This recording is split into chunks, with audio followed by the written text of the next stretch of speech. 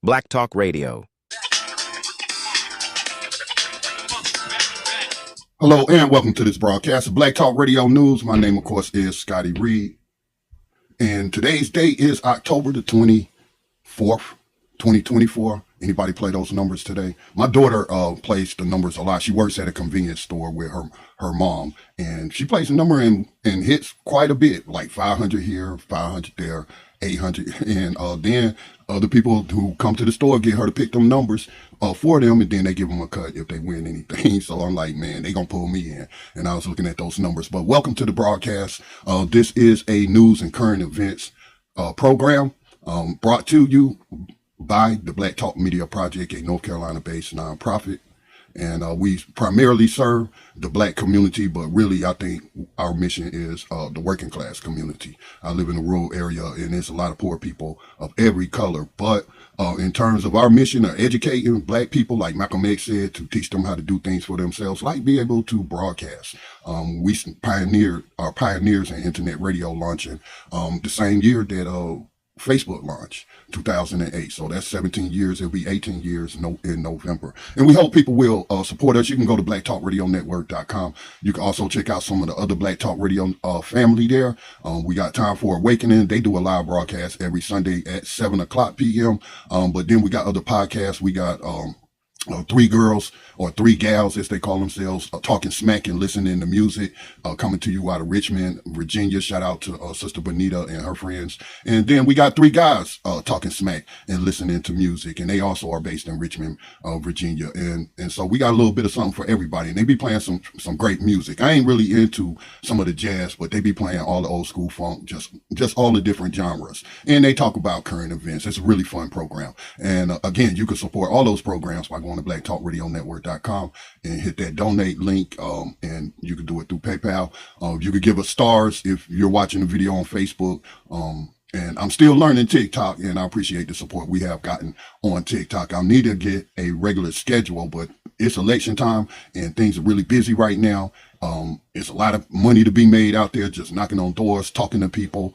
And that's what I've been doing. I'll be going down to the polls after I get this training tomorrow. And then when people come out after voting, we just ask them about their experience. That's easy, $20, right? Hour, right? That's easy.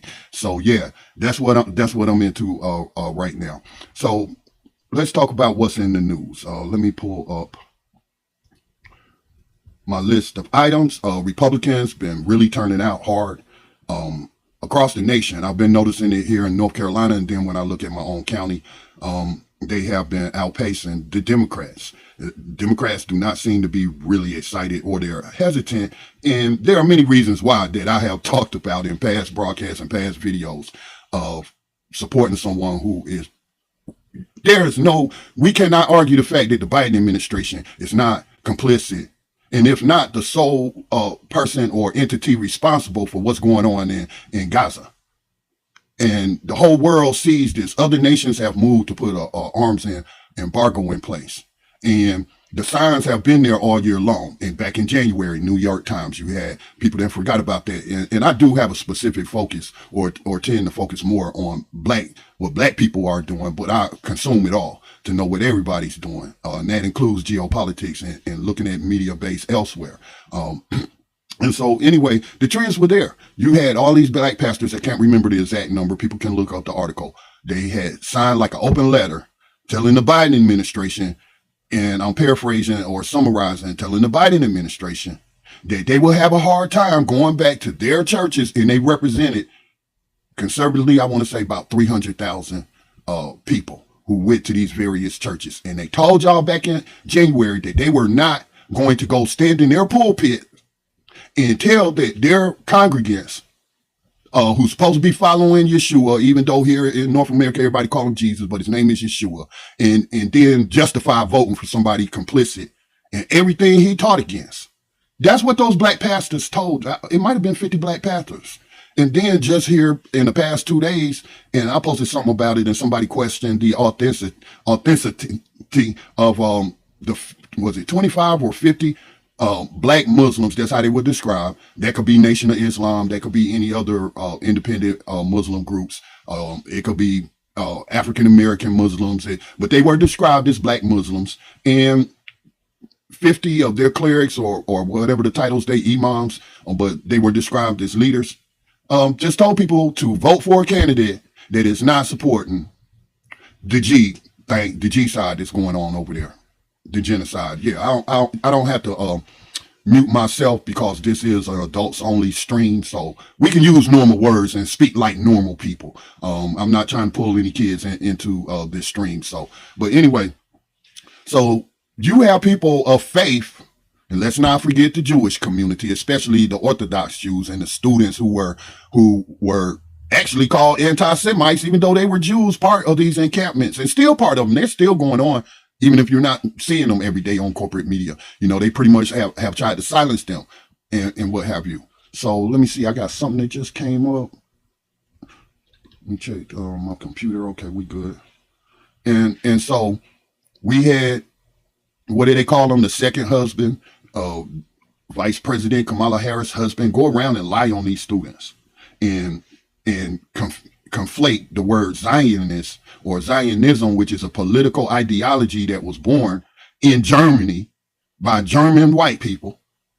In the context of white supremacy, German Jews or Ashkenazi Jews are white, and they function as white all throughout the West. And so, you know, they even discriminate against melanated Jews, like from Ethiopia, and anybody that pays attention to international media. Israel had its own Black Lives Matter movement because of police brutality against the Ethiopians, and then the whole taking in African refugees. They would only let them in if they agreed to get a shot, and it was birth control, trying to sterilize these women. And so they practice racism, white supremacy. That's clear as day, and I'm not like breaking any news. Malcolm X said Zionism is racism, and that's a political ideology that is very similar to the one the Nazi Party came up with in the 1930s. Okay, it's just ironic, right? It's ironic, and then it's also hypocrisy on the part of the Zionists. So that's a political ideology. But we had the vice president's husband using his influence to get college professors fired from their jobs, accusing them of being insensitive to the feelings of their Jewish students. And their Jewish students were out there part of the protest. Of course, they, you know, and other people who grew up in those society within those Jewish communities where they raised their children as Zionists, and then you have the other ones who say Judaism has nothing to do with Zionism. So don't conflate the two. And there's plenty of media out there. They putting up media. The Orthodox Jews I've been seeing following the channel, they come out of New York, Orthodox Jews, and they just telling you what's going on is wrong and what's according to their religion, and telling you don't conflate Judaism with Zionism. It's two different things, because you don't have to be a Jew to be a Zionist. Joe Biden told you he was a Zionist, right? And so that whole thing is going on. And so how that relates to the news, let me pull up some of the news. What's the first one? Let's go with the Republican turnout, and then we'll talk about how close the race is and the race between Kamala Harris and Donald J. Trump. Man, we scraping the bottom of the barrel on both sides. You know, I think we need to pull from other sources. And I'm going with the Green Party. You got other parties out there, the Libertarians active in North Carolina, where I am. I just can't keep doing the same thing over and over and expecting a different result. But I've always been independent in my vote for POTUS. But Kamala Harris could easily, let's say, double her lead. And her lead right now in national polls is only 1.9, something like that. So virtually a tie, because that's going to fall within the margins of error that these polls have. And that's just an average of the national polls coming from 520. But if she just would come out and say that she wants to put an arms embargo on, she could bump up, she could pull a lot of support. People will feel comfortable voting for her, but she's not. She hasn't done it. And it's 2 weeks till election day. And it's people of conscience who will not vote for either Trump or Harris because of the complicity and the promise to continue these international human rights crimes that could easily be stopped if the United States stop arming Israel. It's that simple. That's simple. I don't want to hear nothing that you've been saying for a year about. I've seen more news today about the humanitarian aid hasn't gotten into Gaza and the different parts of northern Palestine, and just starving these people. And we are complicit as a country. And there's other countries that have spoken out and stood up and are introducing arms embargoes. But, I thought this was well, I never thought that. I'm being facetious. I never thought that this was the land, the home of the free, land of the brave, because we got too many modern day victims of slavery in our prisons. We lead the world. So we'll talk about that poll. And then Texas, we've known Republicans, they've been in the news a lot about censoring of let's just lump it all into non-white history, whether that's Chicano history, whether that, whatever indigenous First Nation people call themselves. They write their own books and tell their own history of what happened to them when these colonialists came over from Europe and the Holocaust that they went through. So it's some good news coming out of Texas. They tried to ban this book, such a book on indigenous genocide, or the genocide against the indigenous people. And the whole board, they tried to move the book from history and move it to fiction in this public library. And they ended up getting banned. And so I will talk about that story. P. Diddy still in the news. I don't need to tell black folks what's going on with P. Diddy, because it's flooding our timelines and what have you. And it's a very intriguing story with all these victims coming forth. But we have all known that this has gone on in the entertainment industry. Let me get this thought out. I had a thought today. Now, I'm not accusing anybody of anything. I'm just speculating and just sharing my thoughts. But y'all know that Doug Emhoff, Kamala Harris' husband, is a entertainment lawyer out of Los Angeles. You think he's attended any Hollywood parties or might have witnessed something and said nothing, or, and I'll just stop right there. Okay. I'll just stop right there. But all of Hollywood, we've known this for quite some time. So let's not pretend like this is anything new. But these people, have so much power and money that they can buy politicians, they can buy law enforcement, they can hold off being, prosecuted for their crimes. Witnesses can disappear and what have you. But now, more and more are starting to get prosecuted. And I put it on the civil lawsuits, the stuff that's coming out through civil lawsuits. That's what, with Cassie filing her lawsuit, they gave people courage to come forth and tell their stories and file their own lawsuits.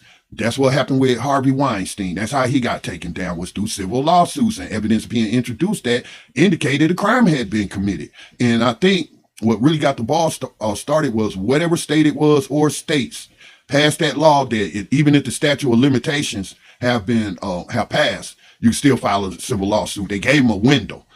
And a lot of people came forward, and they still coming forth now. Models are coming forth with Abercrombie Fitch. One of his former CEOs, and we definitely, this is the norm in that world. And we've known it for quite some time, and we continue to consume the media, buy the media that they produce. I mean, why is anybody, now, I was having a conversation with a younger woman in my community who I canvass with sometimes and talk to in a group chat with. And I didn't listen to a lot of Biggie Smalls. I did buy Mace's tape, the one that later became a preacher, and now he got a little podcast. I think their podcast doing quite well. I don't mean to call it little. But anyway, I didn't listen to Biggie Smalls. Only what came on the radio, and I was clubbing at the time, so the songs that everybody know. All right. But I never purchased it and what have you. I never purchased the tapes, and because if you're going to buy an album or you're going to buy a cassette tape or a CD,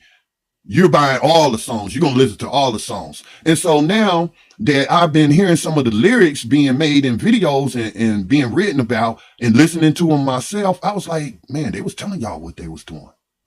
They was telling you that, I mean, Biggie was rapping about having smacks, right, with other men. This was talked about a friend who was essaying assaulting children and killing them and throwing them over the bridge. This was all put on vinyl, y'all. I didn't hear this stuff. Did y'all?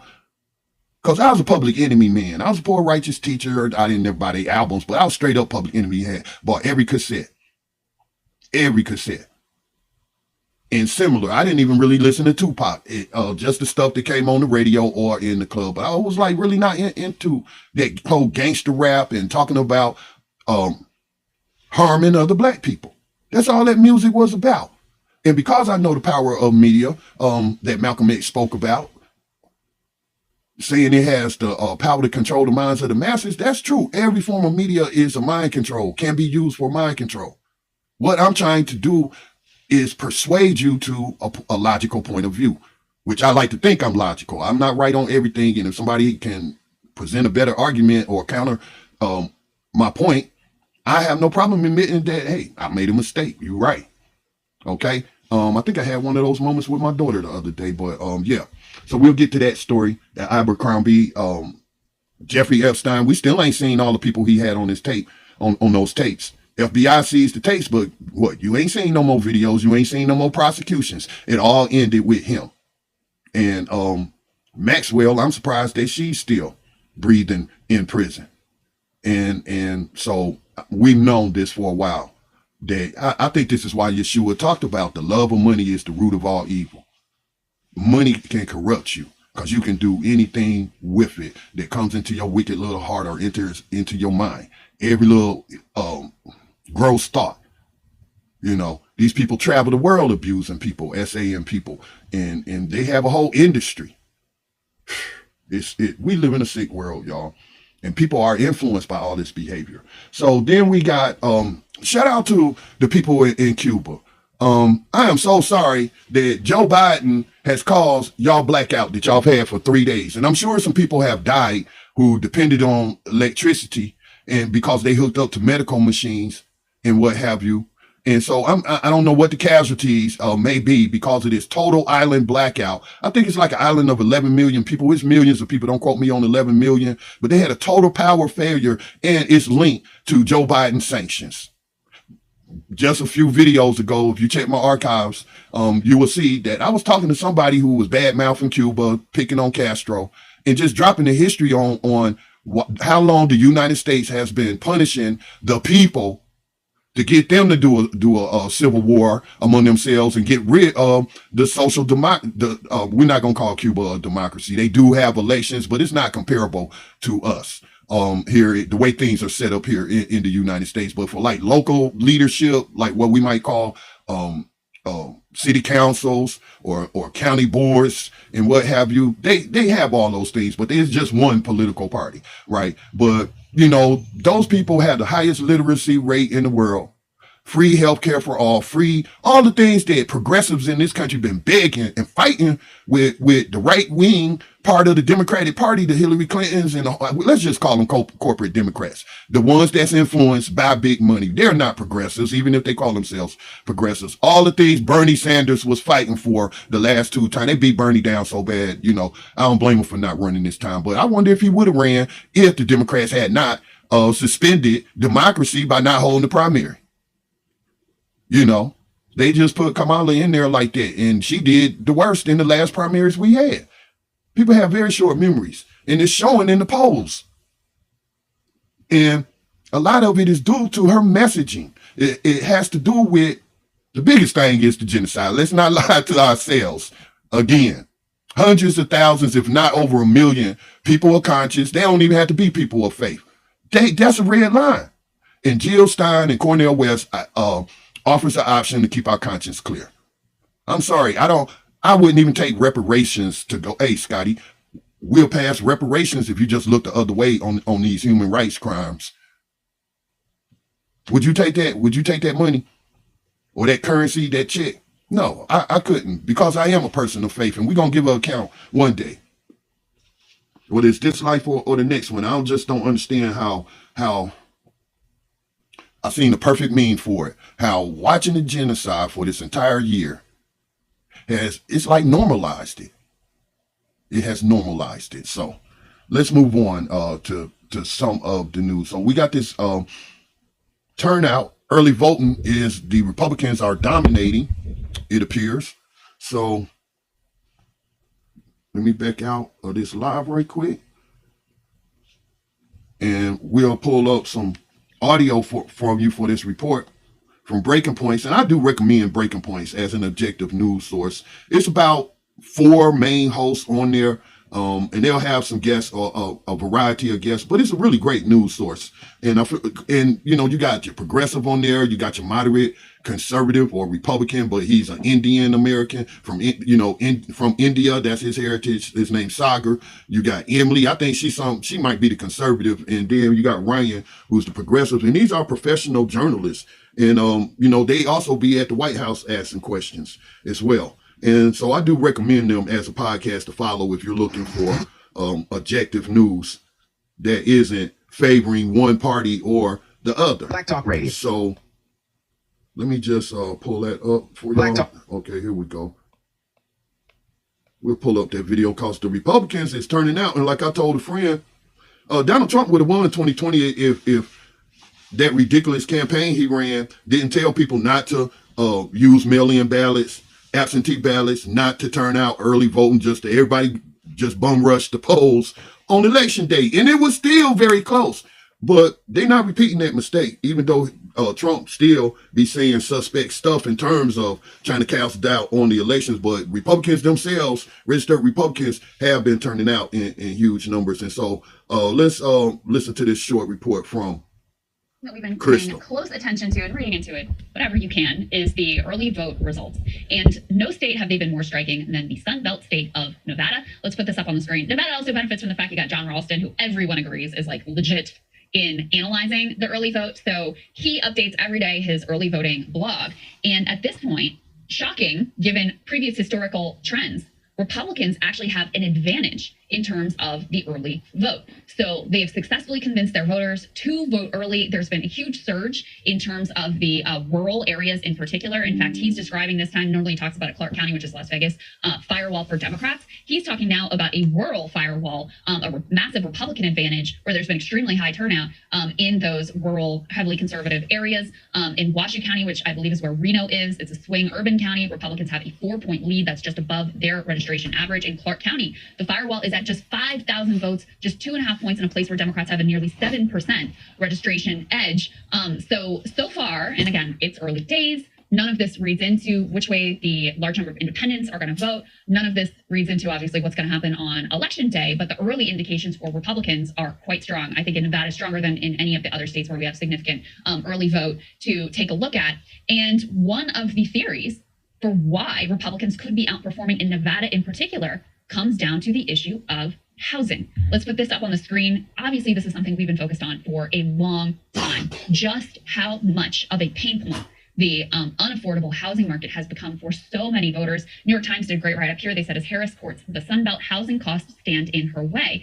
And they compare the skyrocketing housing costs, not just to buy a home, but also rents, which is driven and fueled by a number of factors. They compare that to a similar political earthquake as the exodus of steel companies or auto manufacturers that left workers reeling in industrial Midwestern states. So I do think if you see a big divergence between the type of results that come out in the Sun Belt states, Nevada in particular, versus those quote unquote blue wall states in the industrial Midwest, I do think housing is going to be a big part of that story. I love that story. Super interesting. A couple of takeaways. Number one is actually inside the story, they court and talk about people who are specifically pissed off in Vegas about California implants. And it made me think about this kind of blue influx theory and whether people are like, oh, these states are all going to turn blue, but they could actually have like an interesting net effect where you have a blue voter come in, but that makes people really hate them and get angry and then vote Republican. And if you think about it, it's actually a real like elite versus non-elite dynamic where you have people who are predominantly at least a lot more rich than the average citizen in Nevada, Texas,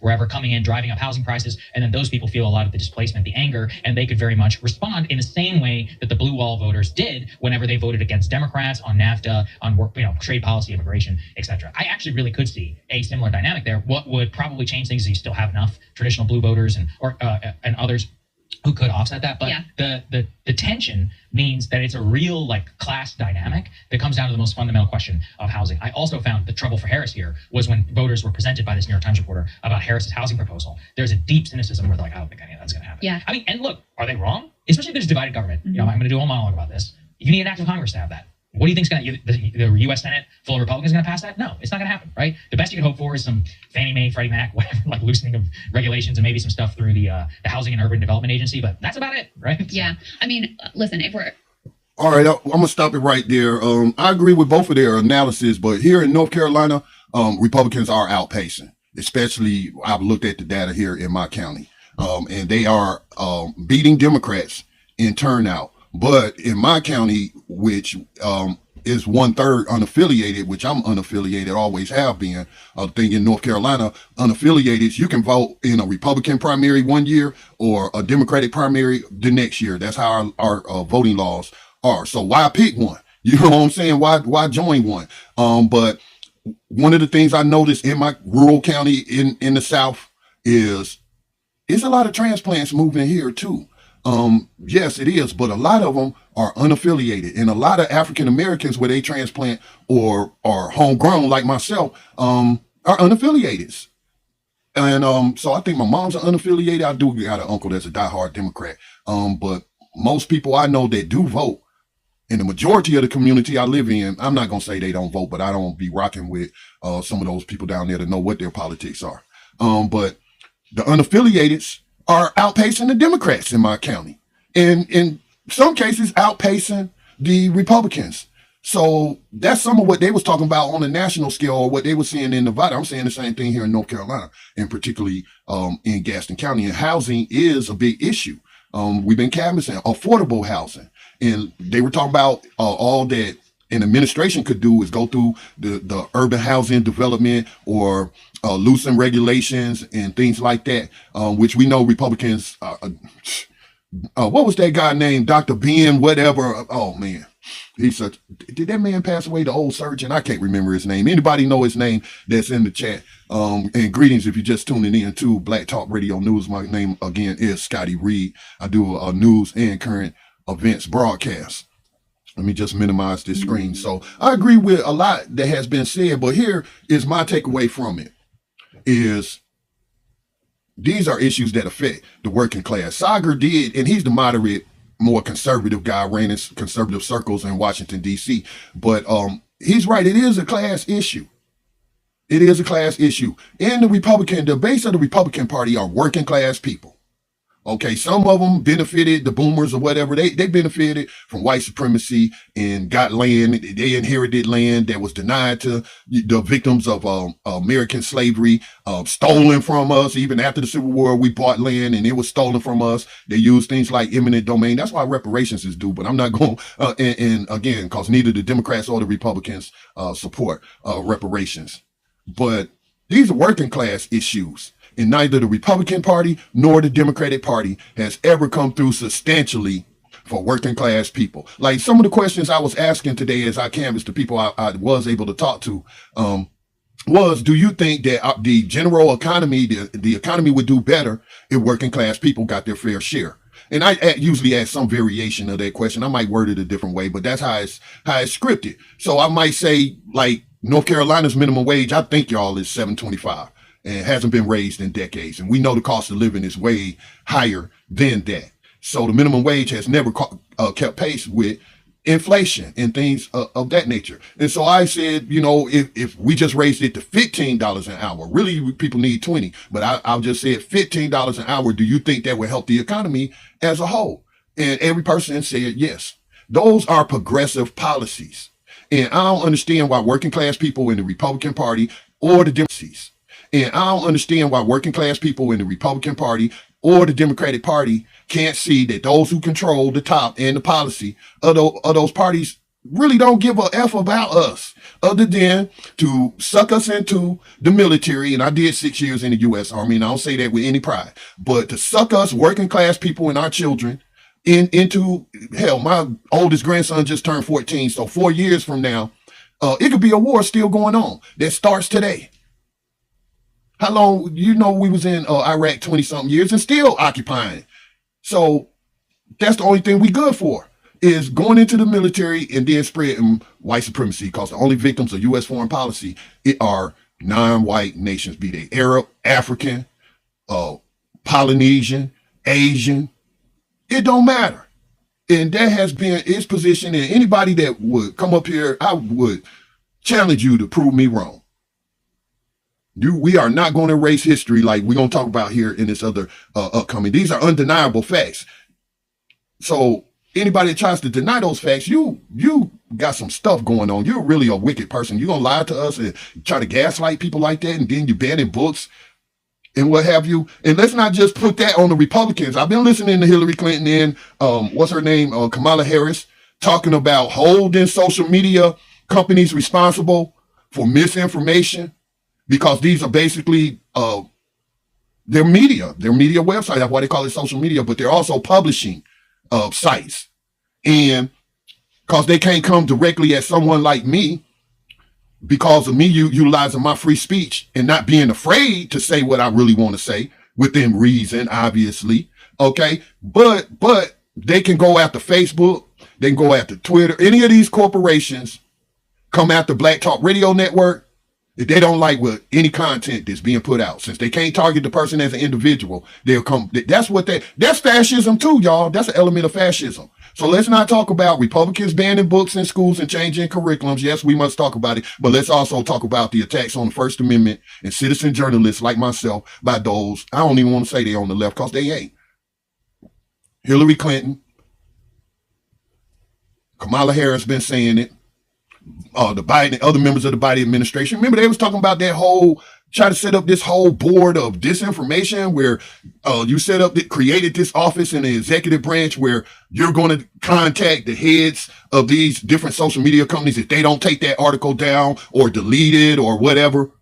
They made Twitter and them take down that story on Hunter Biden's laptop, calling it Russian disinformation. Everything's disinformation that don't go along with the narrative or whoever's in the executive branch that they don't like. That's an attack on all of us, all of our free speech. So I don't understand why people can't see these are two sides of the same coin, two wings of the same bird, and we have other options. And so that's what I will use my influence to do, is to tell people to join the Green Party. Be you a Republican or Democrat, join a party that doesn't take money from these billionaires and multimillionaires who have corrupted this government, these foreign nations like Israel, and Eric Adams was getting money from Turkey. That's what he's accused of, I should say, been charged with, and will have a trial for. Green Party, I can't speak on the other parties because I haven't really researched them, but the Green Party asks us to donate when we become a member, to pay dues, a yearly due. It could be as little as $5 a year if that's all you got. This is for working class people. You know, I was talking to, this young Black woman in my group chat, and I was talking to her today about everybody on this phone, me, you, and Marcus. This guy, he also in his 30s. I'm the old one. Well, I'm not the oldest, but I'm one of the oldest in the group, the elders. I'm 57. And I was like, everybody on this phone is working class. Everybody on this phone, we're working class. We are not middle class. You got to be making what to be middle class? 150,000 a year, 200,000. I'm not sure. But the majority of the people in this country is working class, and it ain't never worked for us, and the government has never worked for us. So let's try something different, y'all. Can we unite around things like $20 an hour, free health care for all, full funding for our public institutions, free college tuition? Why does it have to be a profit motive in everything? And see, this is the reason why those things that's in Cuba, that's why Joe Biden and every president since what? I guess who was president in 1959? Anybody know? Did John F. Kennedy become president? Who was? I think it was John F. Kennedy. It might have been Eisenhower before him. I'm not sure. But put that embargo on Cuba in 1959. Who did that and why? You know why? Because they don't want an example of a socialist country that is providing for everyone and trying to be equitable. And so you can't have successful models like that, especially just 90 miles or so off the coast of Florida. You can't have that. So since 1959, this nation of just maybe 11 million people has been surviving. They some survivors. I give it to you. I give it to them. And a lot of them look like me. They're also descendants of victims of slavery. One of the things the revolution overthrew was, even though they didn't have Jim Crow laws down there in Cuba like we had here in the United States, racism was still practiced by them white. I guess we would say they descendants of Spain, since Spain the one that colonized the island and was enslaving Africans on that island. Those are the ones that fled and living in Florida. Okay, and they identify as white. Some of them do, a lot of them do, and a lot of them in Florida are conservative. They vote Republican. But the revolution stopped that discrimination based on race that was already happening, even though it wasn't codified in law. And they actually passed a law outlawing racial discrimination and enforced it. And that offended, of course, the white supremacists in the United States. How dare you not let us practice racism and white supremacy and exploit this island? Those people have been suffering in their power without, but I'm not there at that story. It just angers me. It just really does. So I'm going to move on, but the polls are pretty much tied. But if we look at, let's say, how Kamala could get a bump, and the only reason I'm really going over this, no, not the only reason, but I do want to cover it because I want it to be, there to be no doubt in anybody's mind that if Kamala Harris loses this election, it ain't black men's fault. It ain't that little tiny percentage of 13% of the population. Hell, we might only be 7%, if that, of the African-American population.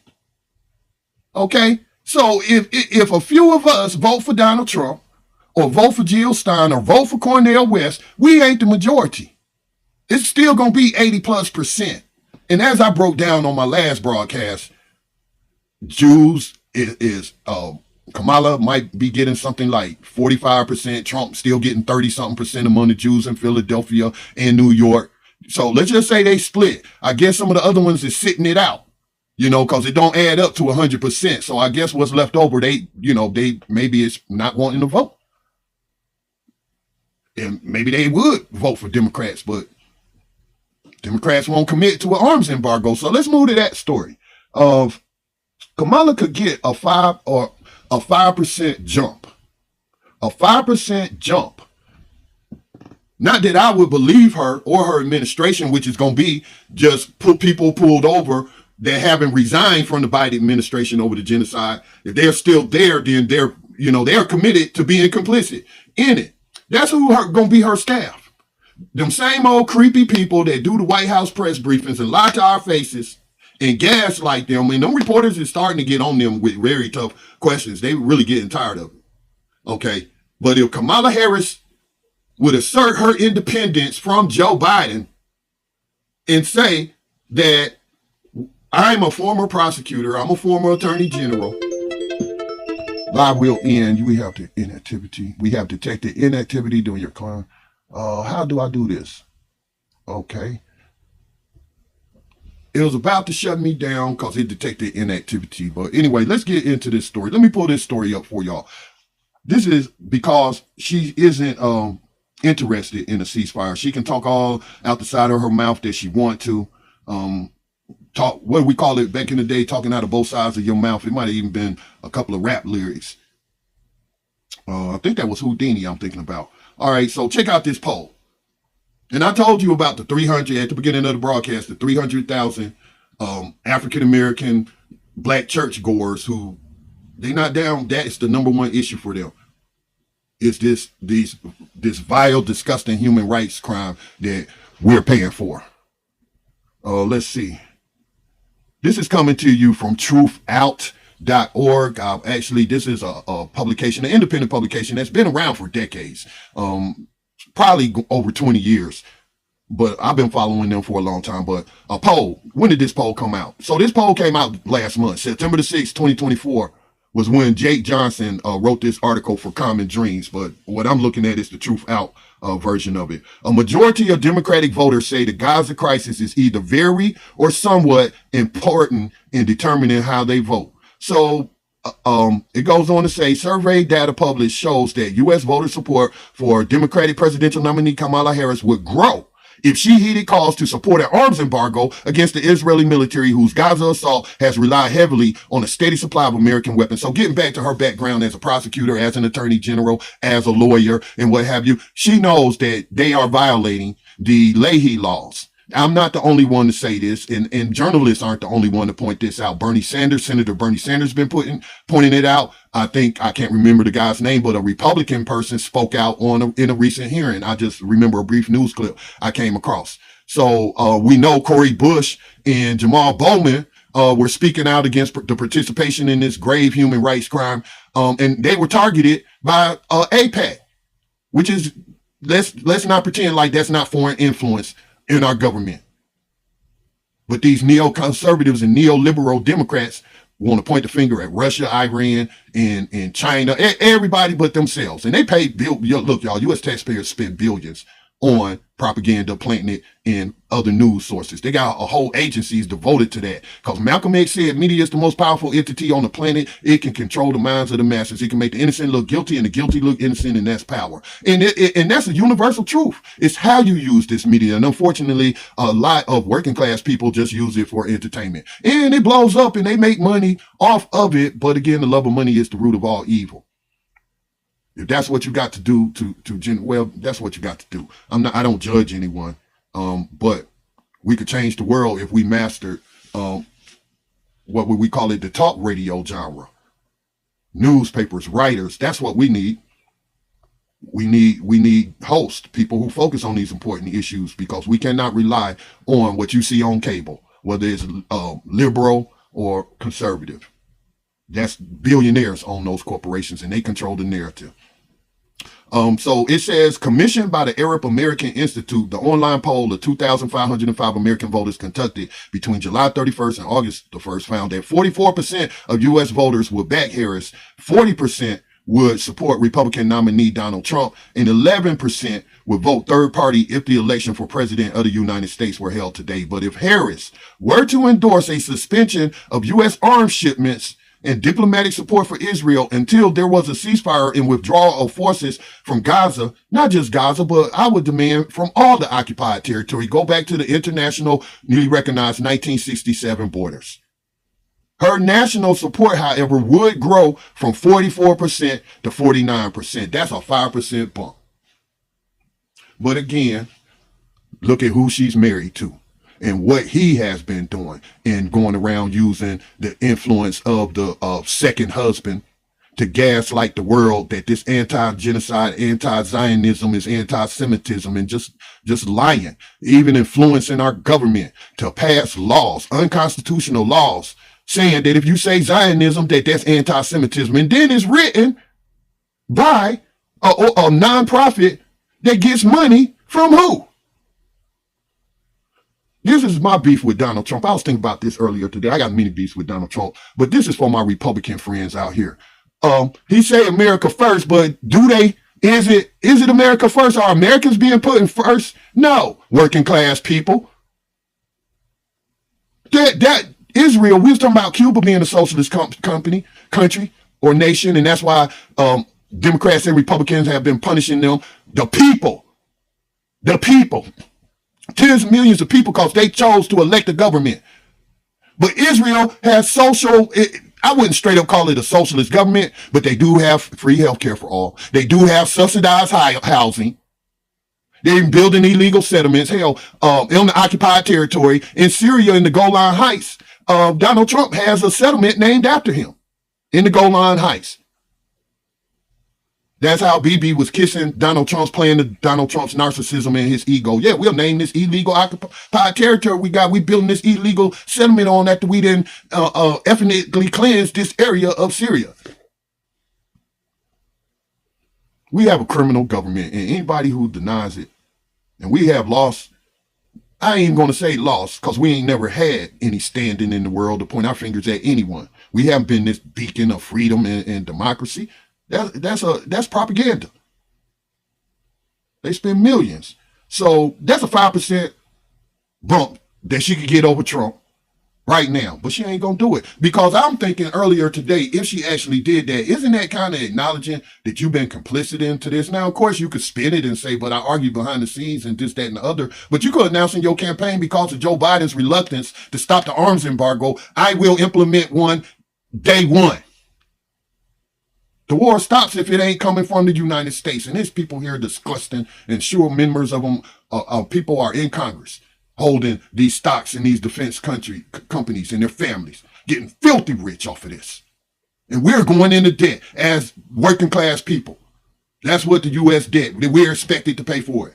We pay the largest percentage. Why do we keep rocking with these rich people on either side?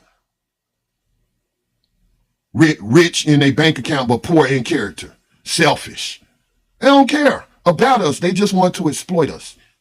We got slavery for all today. Go read the 13th Amendment. If not, let's finish it up. This poll came a week after Harris said in her first major television interview since becoming the Democratic presidential nominee that she does not support withholding military support for Israel, even as she acknowledged that far too many innocent Palestinians have been killed in Gaza. So we've seen that clip. I've seen the clip enough. She's complicit. This is a war criminal. This is a war criminal. If there was any justice in the world, Joe Biden and everybody else, Anthony Blinken, everybody who has not resigned in protest of this policy, if there was any justice in this world, then the International Criminal Court would issue a warrant for all of their arrests. It would be like Nuremberg trials of our century. And we just want to act like this ain't happening in front of our face. How do you do it? How do y'all turn off y'all empathy like that? How do you turn your brain off like that to normalize this type of stuff? And it's acceptable to you. I can't join y'all in that. I can't join you. So I'm gonna leave it at that, and I'm gonna move on to the next article. So don't blame black people. Don't blame black men or women in the small, tiny percentage that may have turned up in the poll that said, I'm thinking about voting for Trump. Okay, they ain't enough to swing this election. She could possibly get some of them people to come out that say they not voting to vote for her. But if I had not already voted for Jill Stein, I wouldn't believe her if she said it tomorrow, because she tells lies just like Donald Trump, y'all. We are scraping the bottom of the barrel. This is a historic election. Jeez. Let's pull up, let's change gears and pull up this other story about trying to erase history and gaslighting people. This Texas board, and of course we know in the states, at the state level, it's Republicans. It's not the Democrats at the state level or the county level. It's all Republicans trying to whitewash history. We don't have to invent new terms. That's exactly what it is. Let's pull up that article here. And I pulled it up from the UK source, The Guardian. This is published in the United Kingdom. Some people still call Britain. Texas condemned for placing book on colonization in library's fiction section. Outcry in Montgomery County as Linda Combs' book on European colonization of Native American land reclassified. So this is coming to you again from The Guardian. Richard Luscombe wrote this on October the 21st, so about 3 days ago. Anti-censorship advocates have joined the book publisher Penguin Random House in condemning a Texas county that reclassified an account of European settlers' colonization of indigenous Americans as fiction. The furor in Montgomery County near Houston follows the decision by a citizens review panel at the behest of right-wing activists to place colonization in the Wampanoag story by Linda Combs, it's spelled with 2 O's, Coombs, in the fiction section of children's libraries. The book aims to present young readers with a historic look from the perspective of Native American. It's not, I hate it when they say perspective, but I get it, the context of it. No, it's history or it's not. Ain't no perspective, you know what I'm saying? There is no Israeli perspective. There's no perspective that I would listen to that would entertain any justification for what you're doing to the Palestinian people and Arab people in general, whether they be Muslim, Christian, or Jews.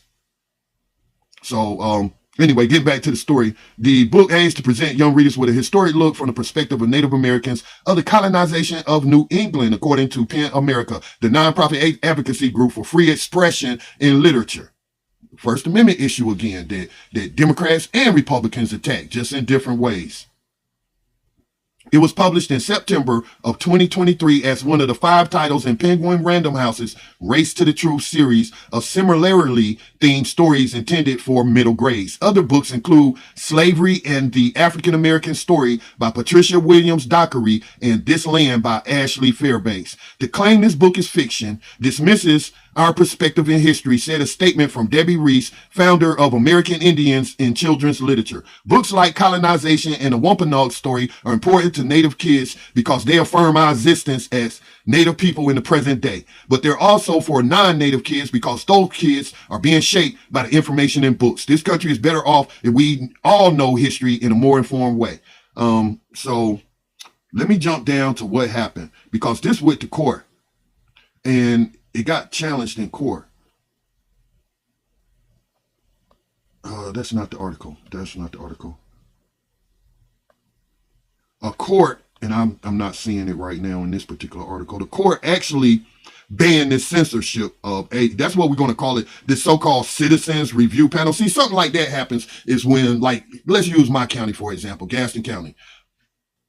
I already broke down that it's pretty much 1/3 Democrats, 1/3 Republicans, 1/3 unaffiliated. But Republicans who have a lot of money behind them, and I would say even better organized. They're very, very people I do not like and don't agree with their racism and the things that they do with their policy, but they are organized and they dominate all the seats. So like the Gaston County Commissioners Board, about 5-6 people, all Republicans. So they could pass a resolution to create a citizens review board that goes into the public libraries that's funded by our taxpayers here in Gaston County and reclassify these books. In this case, try to take a historical, factual book backed up by sources with a publisher behind it, with a bibliography and all of that, and they want to put it in the fiction section. Well, I guess at least they didn't burn it, right? But yeah, it's still, who spends their time doing stuff like this and why? I've heard conservatives talk about they're teaching white children to hate themselves. What? Was those children born back then? Were they born in the 40s, the 30s, the 20s?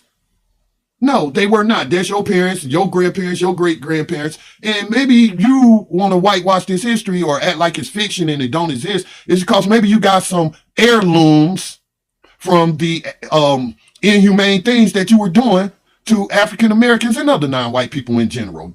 You know, stringing people up, as they say. There's probably so many unsolved murders. They could probably do a television series about Barack Obama and them over there at Netflix. They ain't gonna commission no series like that because he ain't really about that life. And I'm serious about that. So that's a book to look up. I'll leave y'all with one more quote. Books like Colonization and The Wampanoag Story are important to Native kids because they affirm our existence. Y'all already read that. But now we got people in our government and in our country and in our social media circles who want to deny that a G-size happened right in front of our face. The same exact thing of history repeating itself just in a different place and time.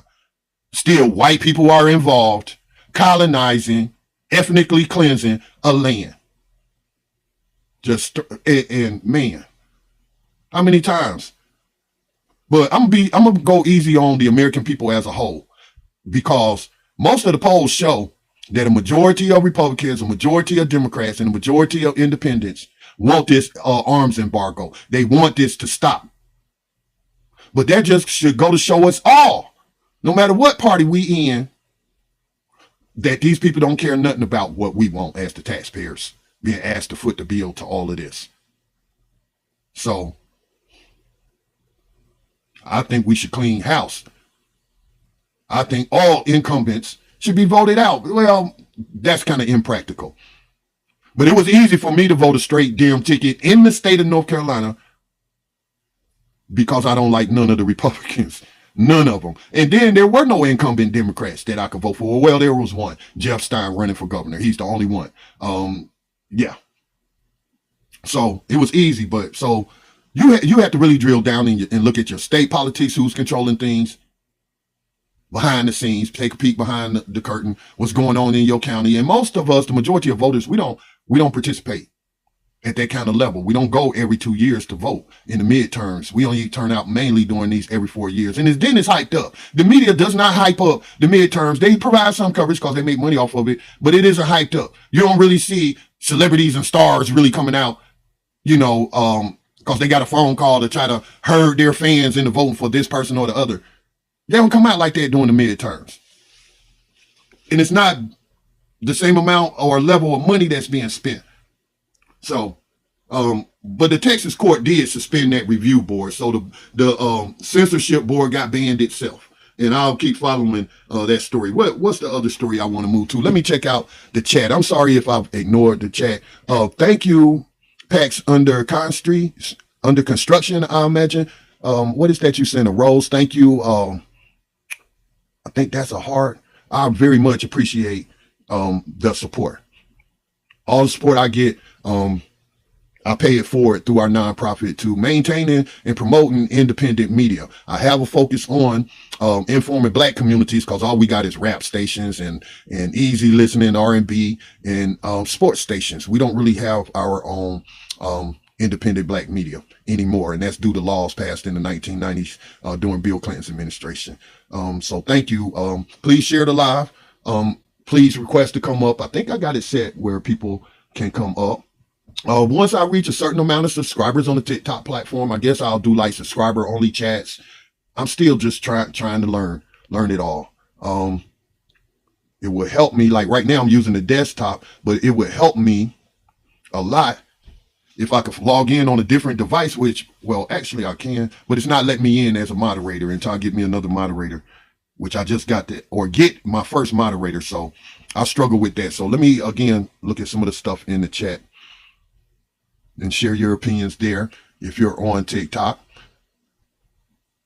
if you're on Black Talk Radio Network or any of the other platforms, you can follow me on TikTok. That's where I really post a lot. I just really kind of unlocked the secrets to try to get around some of the shadow banning I was getting on Facebook, because I tell you, to have 24,000 followers and been on Facebook since it was created in 2008, and we weren't really getting any kind of views, not what you would expect, but now I've learned to unlock some of those secrets, and we've been reaching a lot more people and hitting that at followers. You know what I'm saying? It really does work in producing more reels. That seems to be the secret. My friend Sierra, shout out to Sierra. Thanks for that tip.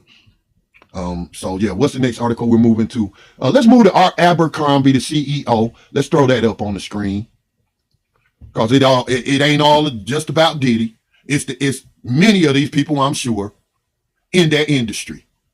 I'm sure it's a lot of people on them Diddy tapes, a lot of powerful people, just like was on them Epstein tapes that we ain't never seen. And you know why we ain't never gonna see them? And you know why they haven't prosecuted anyone else? They done filed it under national security. You can't see your U.S. senator or your U.S. congressman involved in a freak house on Lolita Island or down in Miami with Diddy. You can't. That's national security. And y'all check me. Y'all check the facts. Not that long ago, there was a big trafficking ring, prostitution ring, they called it, in the Maryland area of where we have all the intelligence agencies. I forget the exact name. Is it Falls Church, Virginia? But somewhere in that area where these people working at the Pentagon, it was described as high-level Pentagon officials, U.S. Congress people, who were utilizing this, basically an escort service is the best way I could put it, that was run. The only people that got arrested were these Asian people. It was about 3 or 4 of them, alleged to have been running this ring. Again, ain't heard nothing else about it. You know why? They're going to file that under national security. We are not dealing with ethical people. We're not. Donald Trump is not an ethical person. I don't care how many Bibles he sell or sign. He's not an ethical person. Kamala Harris deeds, her works, not her word, just her words, but her words pretty much are telling you that she supports the G-side. She's not going to stop the weapon shipments. These are not ethical people. Why would we vote for unethical people? And I hope that we could have an exodus as working class people and join the Green Party. But let's move on to Abercrombie and Fitch. And again, these are people with the type of money that have been all up in the owner boxes at the RNC, at the DNC. They got the money. They the ones having the fundraisers and the parties and stuff for these 2 major parties in our country. That's gross. That's very gross. So let's pull up on Abercrombie. We're gonna listen to this report. Let me freeze my screen for a second, and we're gonna listen to this report. And it's not just him. We all should know that, right? So this is coming to you from live now from Fox. Let me see. Let me get my speakers back on. Oh, they're on. For some reason I'm not getting no sound right now.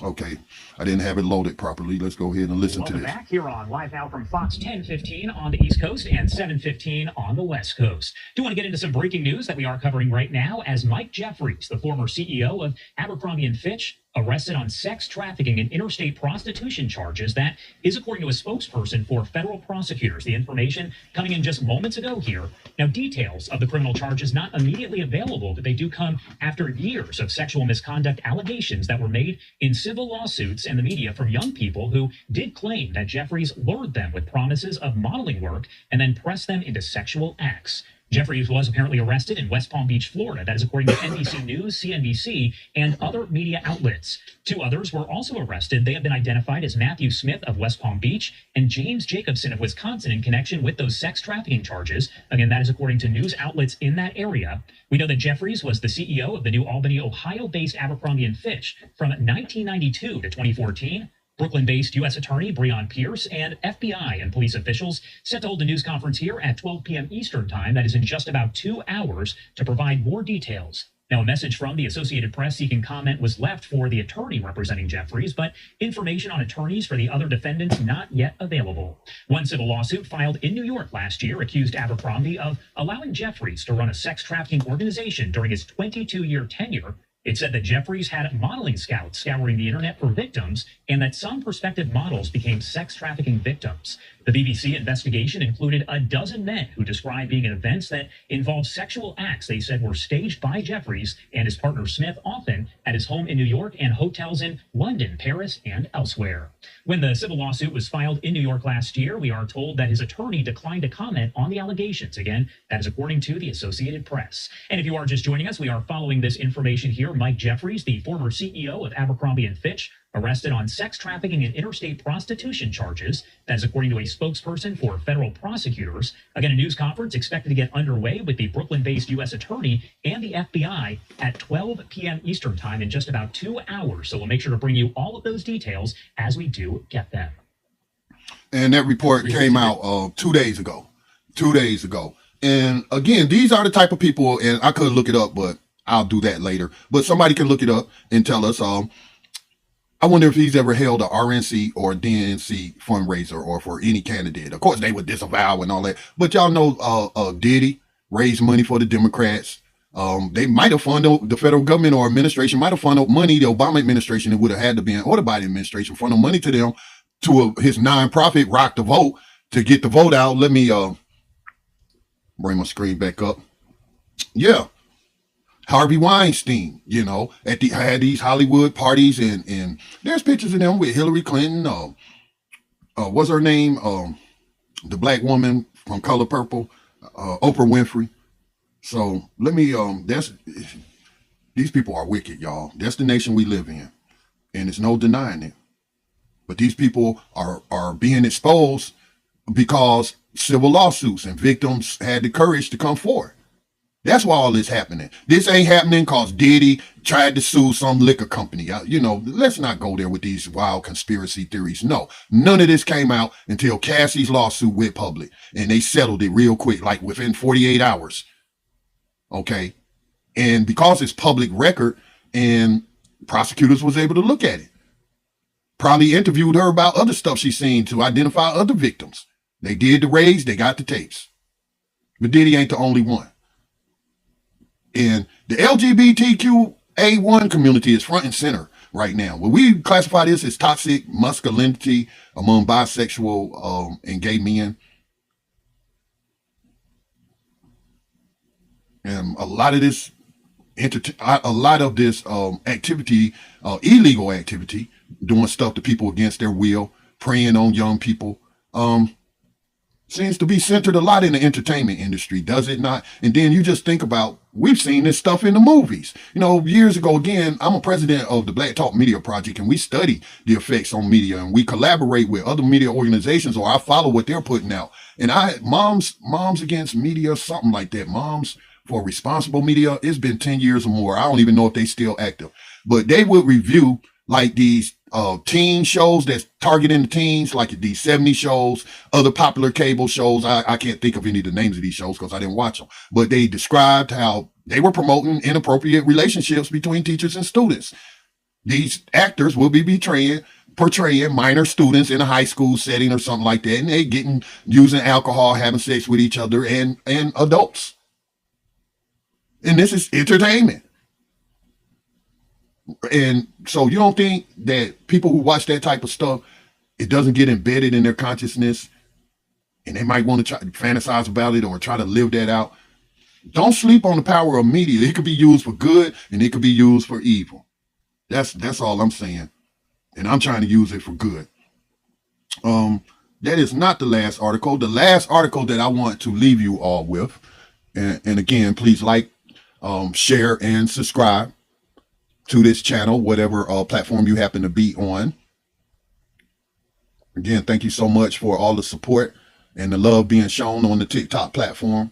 For those listening elsewhere, again, the most secure way is to, our TikTok and our other accounts are tied to the same PayPal account. So yeah, it's secure, but you can always go to blacktalkradionetwork.com, check out some of the other podcasts and hear what's on some Black people's mind, or listen to some good music. Like we do have an internet radio station that's on 24/7. And I do have music playlists up and stuff, and then, you know, just a mixture of the different podcasts. But you can find us on every major podcasting platform, like iHeartRadio, even though I don't like them as a corporation.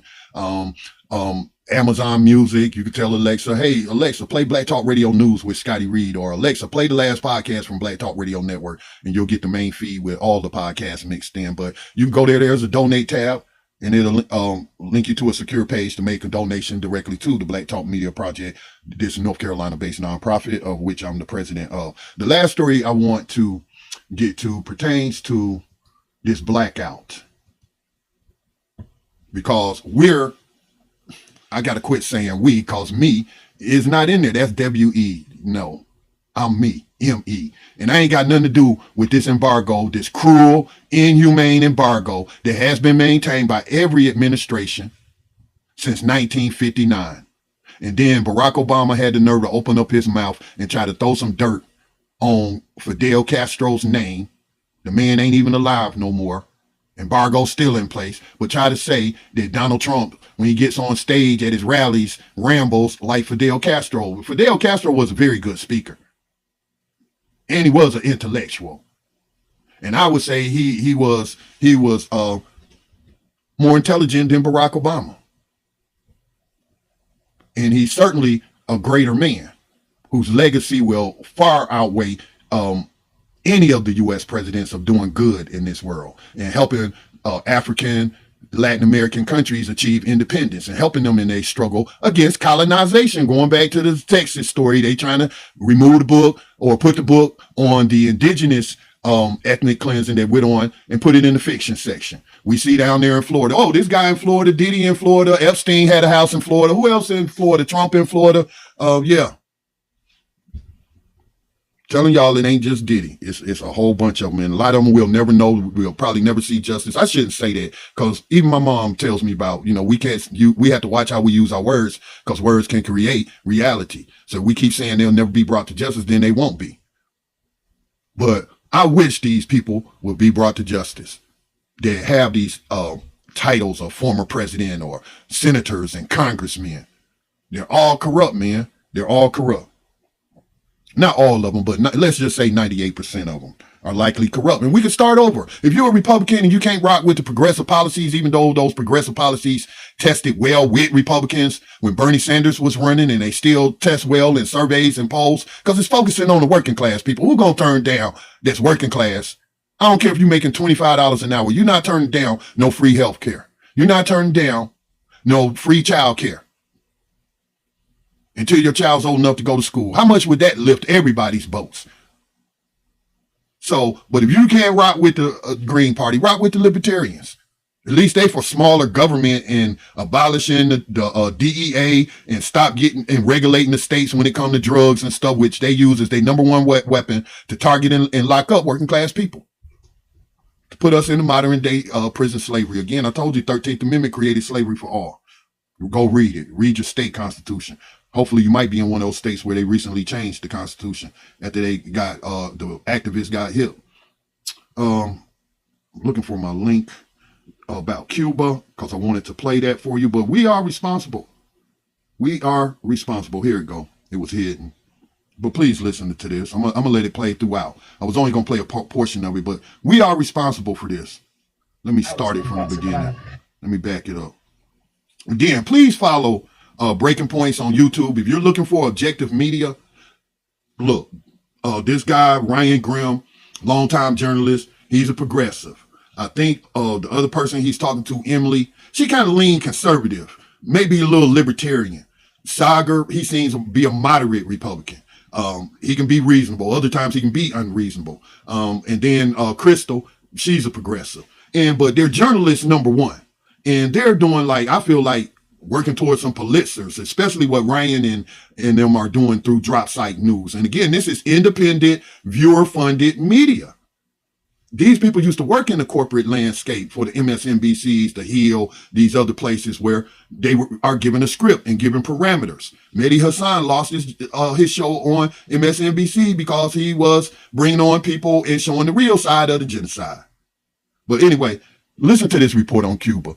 10 million, 11 million people in the dark. How many may have been killed intentionally by Joe Biden's harsher what do they call them, sanctions and what have you. And I just wish the rest of the world will just say, F y'all, we gonna help these people. We gonna trade with these people. They've done so much for the rest of the world.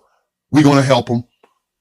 We don't care. And again, Cuba earlier this week applied to join BRICS. So just hang on, Cuba. Y'all gonna be from under the stranglehold the United States government has on you pretty soon. Just hang in there. Y'all survivors. But let's listen to this from Breaking Points. Last Friday, the entire island of Cuba was plunged into darkness as a result of a power outage. You can put up E2 on the screen. It was the most significant power outage in the history of Cuba since the revolution.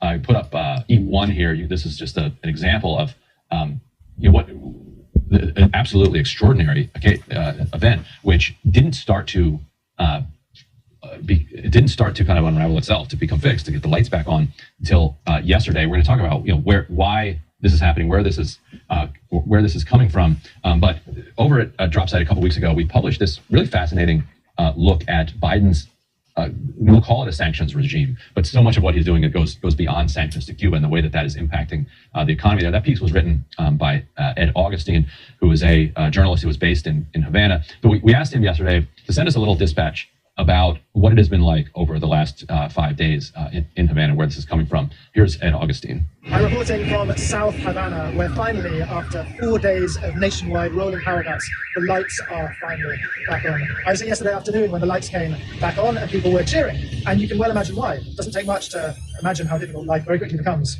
without electricity. No lights at night, no air conditioning, no fans to keep the mosquitoes and tropical diseases that they carry away, but also problems with the water.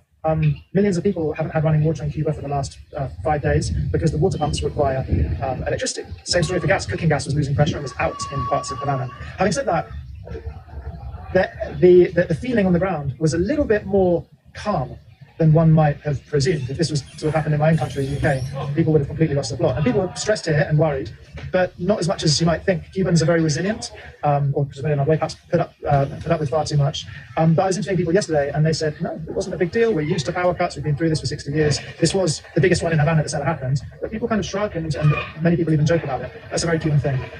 Right now, in Havana, over 90% of the city has electricity. But it's a different story for the rest of the country. The national grid is up, it is working, but there are still millions of people in this country, approximately 10 million people, that don't have any electricity right now. The government clearly prioritizing for political reasons the capital. They don't want any unrest as they would see it. Why is this happening? Two main reasons. First and foremost, US economic warfare. Cuba has been sanctioned for longer than any other country in recorded history. And right now, the US Treasury Department sanctions some oil tankers that have previously docked in Cuba. And so that strongly dissuades other oil tankers from selling oil to Cuba, dealing with Cuba. That drives up costs. So that's just one of hundreds of measures that the US currently has on Cuba, the aim of which is to provoke crises and desperation so people rise up and overthrow government. The other major reason, economic mismanagement, a failed vertically planned economic model. There's complete consensus, or almost complete consensus in Cuba, the current economy is not working, and the Cuban government, despite having their own reform program, have failed to update the system over recent decades. But today, in Havana, a sense of relief. The crisis isn't over. There's still massive problems in terms of being able to afford enough petrol, but relief compared to a couple of days ago. So he made a couple of interesting points there, and if you go back and read his piece, and we can put up E4 here, this is his piece that he wrote for Dropsite, he talks a lot about the state sponsor of terrorism designation. And so the Obama in 2015 basically normalized relations with Cuba and took them off the state sponsor of terror list. Trump, as a kind of a last act, kind of a little thank you to his friends down in South Florida, put them back on the list. And people expected that Biden would immediately revert to the Obama administration's policy. Say, okay, thanks, Trump, you lost. We're not doing this anymore. We moved beyond this. Instead, the Biden administration came in and ramped things up and made them even tighter. And part of the reason that they were made tighter is that the American sanctions regime in general around the world has gotten broadly tougher. So anybody who's on this state-sponsored terror list now is facing much sharper teeth around the world. And what happens, and the way that the sanctions work now is that it's much more difficult for the media, say, to pin it directly on Biden. In the past, the U.S. would directly sanction X, and the media could say, oh, look, you're sanctioning this, it's causing this harm. Therefore, we can talk about whether or not this is a policy that ought to be in place. By putting them on the state-sponsored terror list, what it does is it makes it basically impossible for them to use the banking system and to do business with anybody else off of the island. And the U.S. would say, well, that's not our problem. Right. We don't actually specifically ban this particular provider of grain or oil from providing products to Cuba. We don't bar this particular bank from doing this. But the banks say, because this designation is so opaque and the penalties are so severe, that our lawyers say we should just not do business anywhere near Cuba. Forget it. It might actually be okay, but we're just not going to do it. And as Ed said, they also are specifically sanctioning some particular shipping companies, which is then keeping oil out of Cuba and driving up energy prices. Yeah, I mean, I think the big picture story is that the big picture is we live in an evil empire run by evil people who, again, don't want an example of socialism off its shores showing that it's possible to give people free healthcare for all, to give people free higher education. And why would they put them on a state sponsor of terrorism list? For what? I'm going to tell you why. If you're a student of history, especially Black history and international history, particularly with a focus on looking at Africa being colonized since the 1800s, maybe going back before, but definitely during the 1800s by a lot of the European powerhouses of today, the UK, France, certainly the United States, and colonized those countries and kept in place like apartheid, South Africa's white government, colonists, white people who colonized these places, put themselves in power, and everybody else suffers because all the wealth is being directed into the hands of these colonists who don't have any empathy, don't give a damn if these people live or die. And that's how we've been treating the people of Cuba, to force them to overthrow their own government. That might even be against international law. But yet I was about to use a curse word, but yet these hypocrites sit up there and point their fingers at, Russia's sowing disinformation and trying to divide America. How they going to divide us on racial issues? They accuse them of having this one publishing house, internet digital publishing house, run by some Russian guys with some money from some Russians. Nothing that they link directly to the Russian government, but these Russian people put up some so-called Black Lives Matter memes and talked about police violence. And that is in the Hillary Clinton campaign, said that was propaganda meant to divide the American people. As if people, white, Black, and Asian, and Jewish, Muslims, wasn't out there in them streets protesting police brutality and still out there protesting police brutality. Nothing on the level of what we saw in 2020, but we're out here still fighting. Matter of fact, a lawsuit was just filed in my county against, I think it's the Gastonia City Police Department for racism. And one of the people that's running for Secretary of State, Chad Brown, who is actually over the district I live in for the county commission, he's named in the lawsuit. But yet this the man who told one of my activist friends that institutional racism don't exist. When we were pushing for the removal of that Confederate monument, he was the sole vote against removing it. So I got to look more into that. But what we're doing to Cuba is evil. There's no other way to describe it. There's no justification for it. So in the future, I will try to commit to a schedule after this election season passes, because again, I'm out driving around, knocking on doors, about to take up another job at the polls, asking people about their experience after their vote. So once all of this has cleared up, I will commit to a regular schedule. And I just want to thank everyone who joined us. And I'm trying to still figure this out. I'm gonna just have to go to practice. I don't think TikTok has a practice mode for the desktop studio, but I'll figure it out. But with that said, listen, let's have hope for the future. Let's have hope for our children and our grandchildren. But hope, and this is a play on words, hope without works is dead. That's like, you know, what Jesus said, faith without works is dead. Hope without works is dead. You got to put in the work. We got to put in the work. Starts at the local level first, y'all.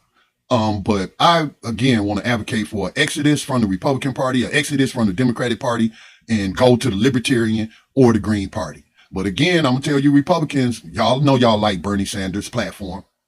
Okay? And that platform lifts all boats. And there's no reason we can't have that. All right. With that said, y'all have a good night. Peace and blessings to all.